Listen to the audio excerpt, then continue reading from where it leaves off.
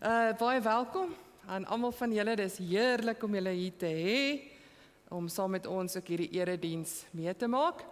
En daar's net 'n paar afkondigings wat ek saam met julle wil deurgaan en die eerste daarvan is nie op die skerm nie en dit is dat ons gemeenteraad het goedgekeur om 'n jeugwerker aan te stel.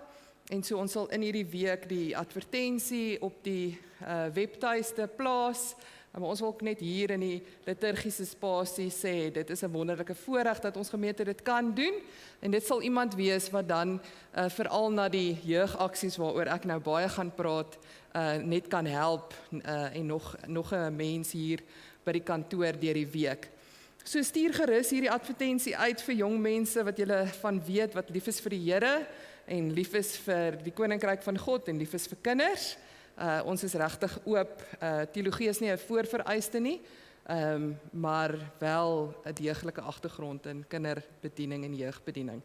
En dan so ons het Pop-up Church is ons samewerkingsjeugbeweging met al die gemeentes in die ring en ons sou vanaand na Fontainebleau gemeente toe gegaan het, maar toe staan te veel kinders. So ons het nou 2 kampusse. So ons gaan vanaand ook hier by mekaar kom en dan sal ons livestream met dit wat daar gebeur en ons eie ding ook hier doen. So dis vanaand 6:30 tot 8:30. En dan die 5de Maart is die vanaand se tema is bid. Volgende Sondag dis Vrydag aand, is die tema gee en dan gaan dit by Annie Berg gemeente wees van 6:00 tot 7:30. En dan die week daarna is dit weer by Annie Berg en dan is die tema uitreik en dit gaan weer 2 kampusse wees van die sonnaande is bietjie voller. Is die Vrydaande byeenkomste en weer eens dis nie vir gemeentekinders nie, dit is 'n gemeenskaps uitreik en is 'n gemeenskapsbeweging. So enige een van julle wat tieners ken of jong mense is wat wil deel wees daarvan, enigiemand is regtig baie welkom. En dan is daar elke Vrydag van 5 tot 6 die kinderbyeenkoms hierso. Nou as daar van julle is wat 'n bietjie wil uithelp, ons is so tussen 25 en 40 kinders. Dit sal wonderlik wees as daar responsible adults hulle hande kan opsteek en bietjie kom help net toesig hou dat niemand uit bome uitval en so nie en dalk bietjie kan koekies uitdeel en koeldrank skink. Dit sal gaaf wees as ons bietjie volwassenes kan kry wat bietjie daar help. Ons is hier al hierdie baie goed wat ons by die kerk doen in klein groepies en ons maak maar planne soos om 2 kampusse te moet reël. Ons doen dit alles omdat ons lewe kom van die Here af. En alles wat ons het, behoort aan die Here. En al die aktiwiteite onderstreep net daardie waarheid. En soos wat ons nou ook hierdie erediens begin, wil ek jou uitnooi om net weer lekker diep asem te haal en jouself te herinner dat hierdie asem wat jy so diep in en uit kan adem, dat dit die Here is wat dit vir jou gegee het en dat daardie lewe heilig is. Kom ons sing die volgende lied saam. Ons kan staan as ons dit doen.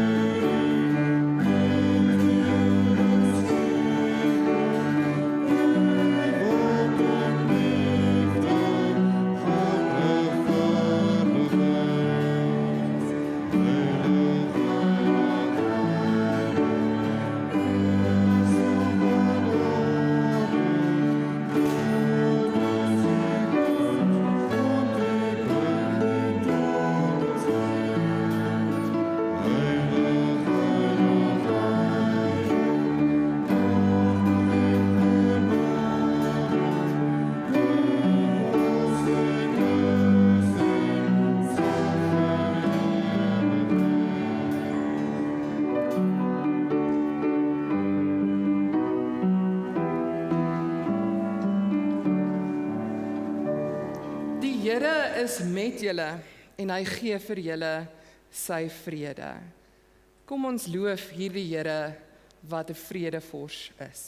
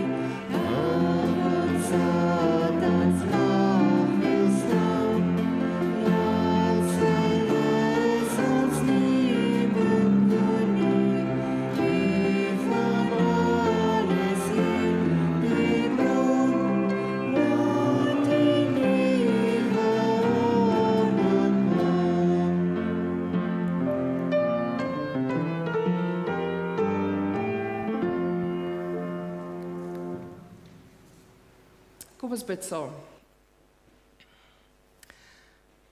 Here, dankie dat ons met ons lof na U toe kan kom, dat ons ook met ons smeekgebede na U toe kan kom, dat ons met alles wat in ons harte heers na U toe kan kom. Here, ons kom na U toe nie om 'n monoloog te kom aflê nie, maar Here, om in hierdie oggend in gesprek met U te kan tree. Dankie Here dat U met ons praat. Dankie dat U 'n God is wat ons hoop in ons lewe inspreek. Dat U vreugde in ons lewe inspreek. Dat U ons altyd herinner wie U is en wie ons is. En vanoggend Here, wanneer ons om U woord bymekaar kom, bid ons dat dit vir ons sin sal maak en dat ons gees vernuwe sal wees deur hierdie woord vanoggend. Amen. Ek lees vanoggend van Markus 8, vers 31 tot 36. Jesus het hulle toe begin leer dat die Seun van die mens baie moet ly, dat hy deur die familiehoofde en die priesterhoofde en die skrifgeleerdes verwerp moet word en doodgemaak moet word, en 3 dae later moet opstaan. Hy het met hulle hier oor regheid gepraat. Toe het Petrus hom op sy geneem en hom begin berispe. Hy het egter omgedraai na sy disippels gekyk en vir Petrus berispe. Moenie in my pad staan nie, Satan, het hy gesê. Want jy dink nie aan wat God wil hê nie, maar aan wat die mense wil hê. Jesus het toe die menigte mense saam met sy disippels nader geroep en vir hulle gesê, as iemand agter my aan wil kom, moet hy homself verloon, sy kruis opneem en my volg. Want wie sy lewe vir homself wil hou, sal dit verloor. Maar wie sy lewe vir my en die evangelie verloor, sal dit behou. Wat help dit 'n mens tog om die hele wêreld as wins te kry en sy lewe te verloor?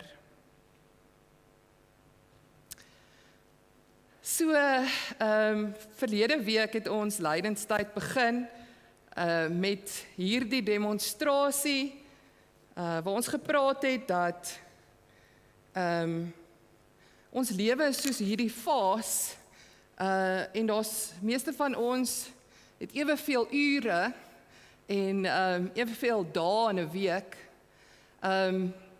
Maar ons het saam met God help ons skep aan hoe lyk die inhoud van hierdie fase, van hierdie lewe. En toe het ons verlede week gesê dat 'n geestelike lewe is een waar jy moeite doen om seker te maak dat dit wat jou dae, jou ure, jou lewe vol maak, regtig groot klippe is. Klippe wat betekenis het, klippe wat die Here eer. En nie allerhande klein, ek het nou gesê, ure en ure van WhatsApp groepe en ek weet nie wat alles wat ons tyd so insleep en amper niks betekenis bydra tot ons lewe nie. En so het ek gesê dat die geestelike lewe is 'n intentionele lewe. Dit gaan oor ons wat ja sê vir 'n klomp goed en daarom kan ons nee sê vir dit wat Satan op ons pad bring. Dit gaan oor ja's, maar dit gaan ook baie spesifiek oor nee, of eerder andersom, dit gaan baie spesifiek oor die ja's, sodat jy weet, jy kan maar nee sê. Maar in hierdie week het ek nogal gestoei met mense wat vir my ja sê vir sekere goed. Hulle sê ja, maar hulle lewe nee. So, hulle sê, ja, nee, jog, ek is heeltemal met jou op hierdie saak, maar as hulle nou moet deelneem en 'n bydrae moet lewer, is hulle nie daar nie. En my frustrasie was, hulle sê vir my ja, want ek's 'n baie oulike mens, en hulle is lief vir my, en ek is lief vir hulle, maar ek wil eerder sê vir my nee, ek gaan nie vir jou kwaad wees nie, maar as jy sê ja, moet jy dit wat ek van jou vra kan doen. Daar moet spasie in jou lewe wees vir daai ja. En soos dit maar altyd werk, 'n mens oordeel mos eers ander mense en jy altyd eers bewus van hulle of tekortkominge. Ek besef toe in my eie lewe hoeveel ja's ek uitdeel en dan is dit maar 'n baie halfhartige effort wat nou ingaan in hierdie ja. Want ek het nie eintlik kapasiteit nie. So daar's baie slim mense wat sê, as jy vir een ding ja sê, dan moet jy seker maak dat jy dalk vir 'n ander ding nee sê. Sodat jy moet seker maak as plek vir hierdie ja.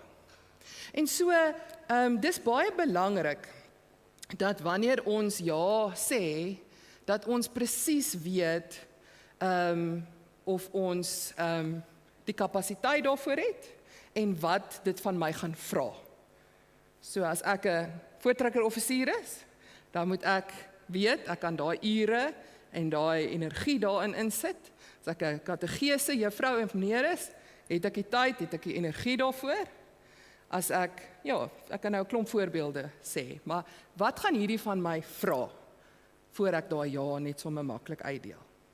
En so is dit ook met Jesus, dat wanneer hy vir ons 'n uitnodiging gee, en hy vra 'n ja van ons kant af, dan sê hy ook, jy moet die koste bereken van daai ja.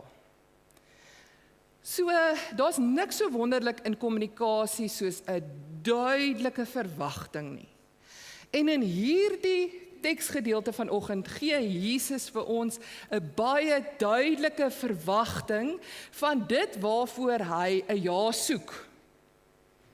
En ek dink is baie belangrik dat ons dit vandag hier uiteensit en mekaar net weer herinner. Dat wanneer Jesus geloop het en hy het mense in die oë gekyk, hy het altyd voor hy hulle daai uitnodiging gegee het, gesê, ek het vir Simon gesien. Jy weet, ek het vir Lukas gesien, ek het vir Matteus gesien. En so Jesus sien vir ons, en dan vra hy vir ons, volg my. En so baie lank het ek gedink, Jesus vra, glo in my. En ek het dit geïnterpreteer, werk vir my. Ek het dit geïnterpreteer as, volg die volgende reëls vir my. Maar die uitnodiging, as ons dit moet baie duidelik maak, waarvoor ons moet ja sê, is kom staan in 'n verhouding met my.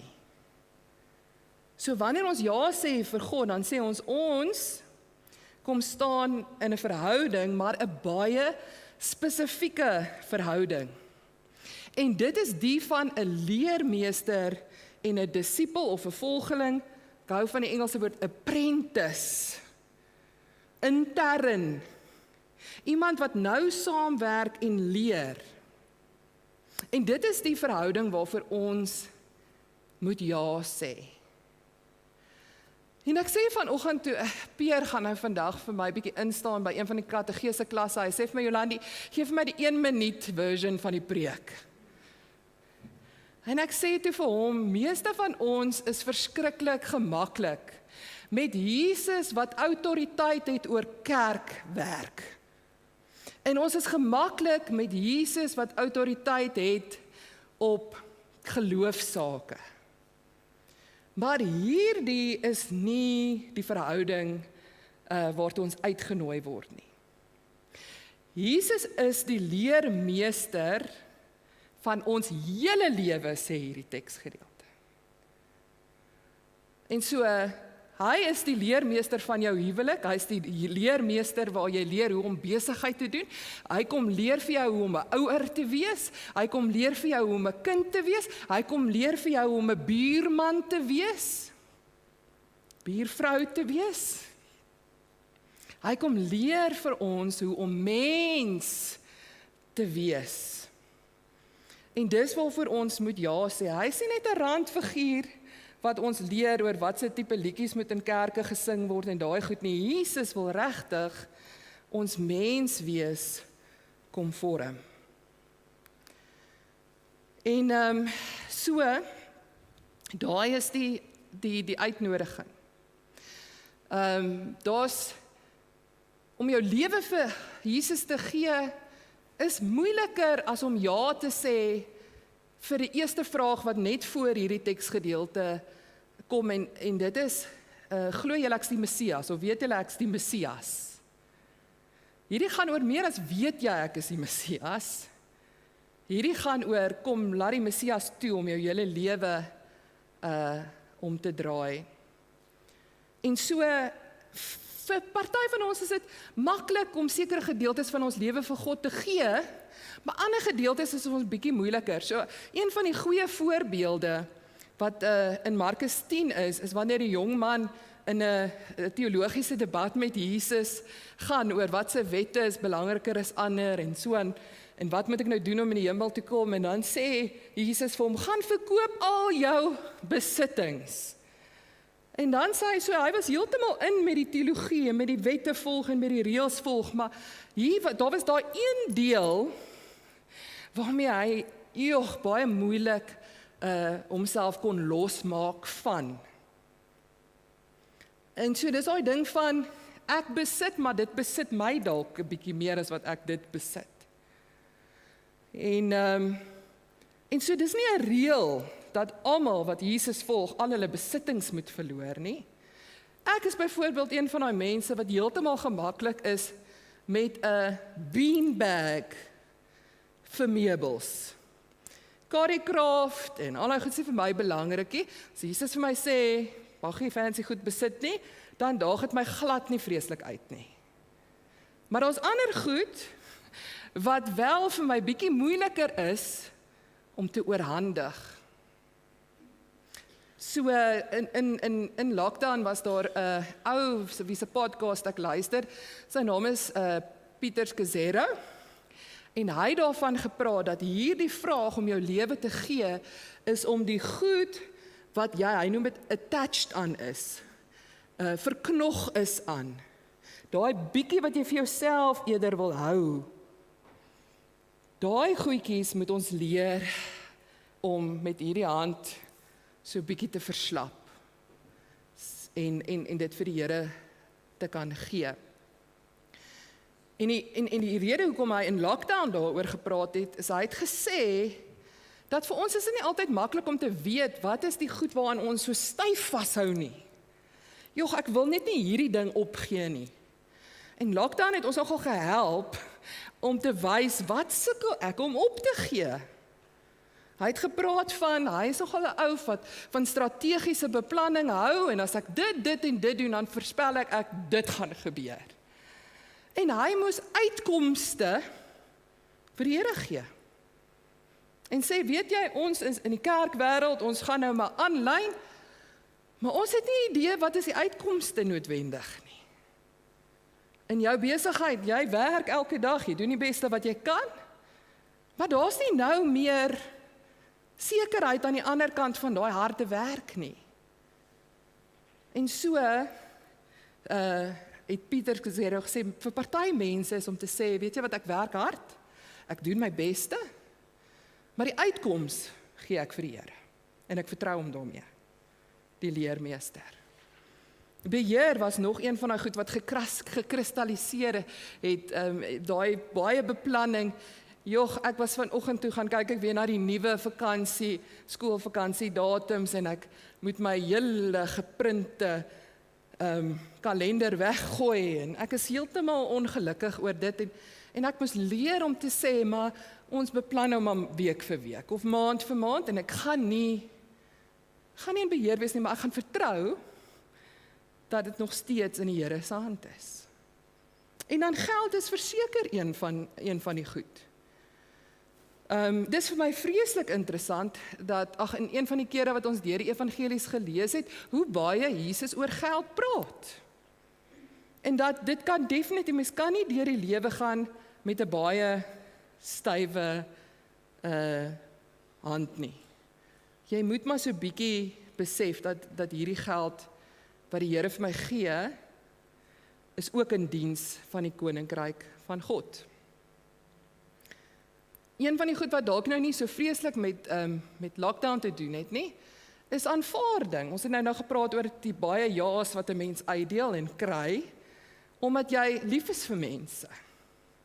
En partykeer gaan jy moet 'n nee gee, en dan moet jy vertrou dat, jong, as mense nou kwaad is vir my oor hierdie nee, dat dit ook maar alright is. En as daar nie 750,000 views elke week op die YouTube erediens is, dan is dit alright. Want dis nie die ding wat die waarde gee aan my en ons saam wees nie. Wat waarde gee is die verhouding wat ons met Jesus het. Dis nie 'n onverantwoordelikheid. Nie een van daai goed is 'n onverantwoordelike. Dis om te sê, ag weet jy, gee net oor nie. Want as jy Jesus volg, gaan jy baie duidelik sien, hy is nooit onverantwoordelik nie. Inteendeel, hy is soveel meer verantwoordelik. Omdat hy nie met die ekonomie van die wêreld werk nie, hy werk met die ekonomie van die ewigheid. En dit is die uitnodiging dat ons besef dat ons is deel van die ekonomie van die ewigheid. En deel van Pieter Scazzero se podcast was om te sê dat wanneer jy iets neerlê en wanneer jy iets weggee, hoe die ekonomie van die ewigheid werk, is dat jy soveel meer terugkry. Dat die lewe wat jy dan kry, nadat jy jou lewe weggegee het, is borrelend. Dis oorvloedig.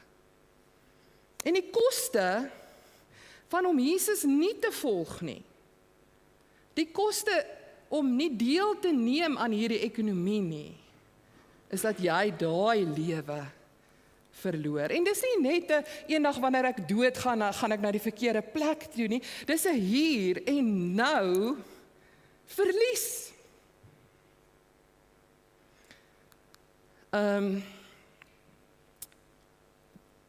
Paulus skryf in Filippense 3 vers 8, dat hy alles wat hy voorheen as waardevol geag het, dat dit nou nie meer vir hom waardevol is nie. Die ding, of die twee goed wat sy lewe definieer, is om vanuit 'n verhouding met God te leef, en om hy wat Paulus se lewe is weg te gee.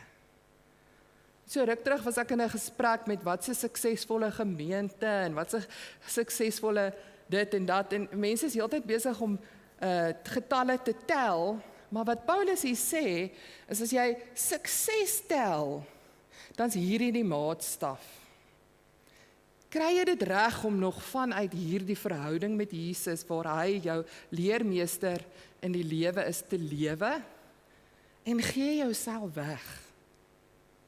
Dien jou kennis, jou persoonlikheid, jou bates, dien dit jouself en jou groepie mense, of dien dit die koninkryk van God? So ons tema vir hierdie lydenstyd is 'n gebeliggaamde geloof. En vandag is die herinnering dat in ons lewe self, hier, my persoonlike lewe, is dit wat vir my suksesvol moet wees en moet maak. Is die feit dat ek aan Jesus behoort en dat hy daai verhouding so uit genade vir my gee. Beliggaamde geloof is 'n liggaam wat weggegee word. En so dis hoekom ons vandag ook by die nagmaal bymekaar kom, want ons is al ewig weer aan die vashou aan die lewe. Vashou aan die sekuriteit, vashou aan die beheers, vashou aan die uitkomste. En vandag hier om die nagmaaltafel herinner ons onsself dat ons is gekruisig saam met Jesus, sodat ons ook weer saam met hom kan opstaan.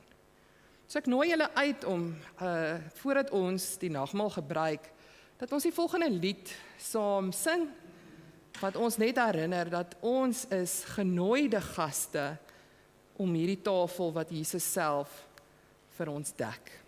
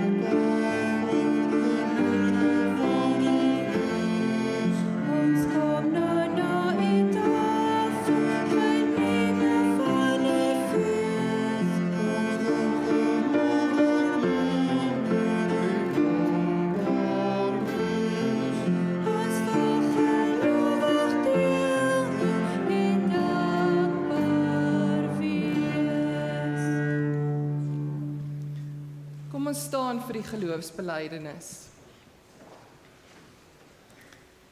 Ek glo in God die Vader, die Almagtige, die Skepper van die hemel en die aarde. Ek glo in Jesus Christus, sy eniggebore Seun, ons Here, wat ontvang is van die Heilige Gees, gebore is uit die Maagd Maria, wat gelei het onder Pontius Pilatus, gekruisig is, gesterf het en begrawe is en ter helle neergedaal het, wat op die derde dag weer opgestaan het uit die dode, wat opgevaar het na die hemel en sit aan die regterhand van God, die almagtige Vader, vanwaar hy sal kom om te oordeel, die wat nog lewe en die wat reeds gesterf het. Ek glo in die Heilige Gees. Ek glo aan 'n heilige algemene Christelike kerk, die gemeenskap van die heiliges, die vergewing van sondes, die opstanding van die vlees en in 'n ewige lewe.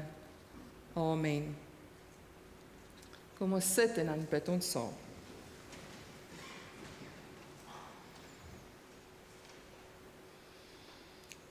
Here, dankie vir u liggaam wat vir ons gebreek is.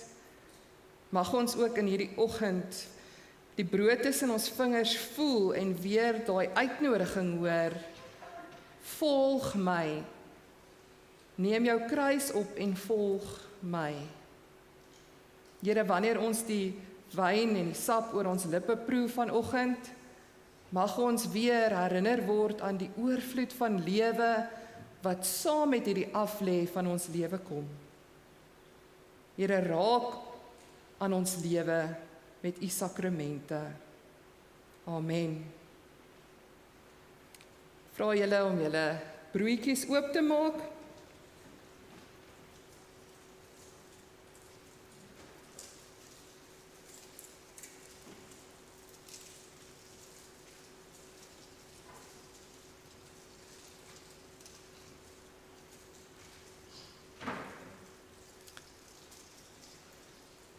Jesus het die brood gebreek en wanneer ons dit vandag saam gebruik, dan dink ons daaraan dat Jesus vir ons aan die kruis gesterf het en ons glo dat hy daarmee ons sonde van ons weggeneem het. Kom ons neem en eet.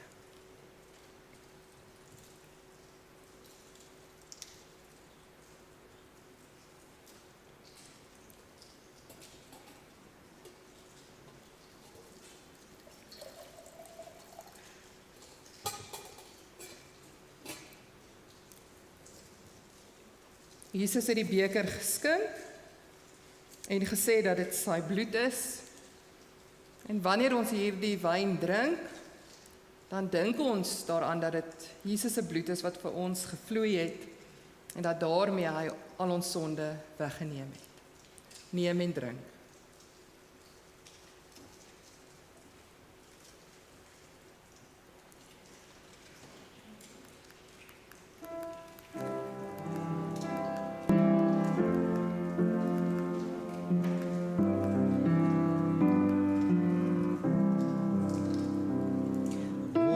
Vader wat woon in die hemel,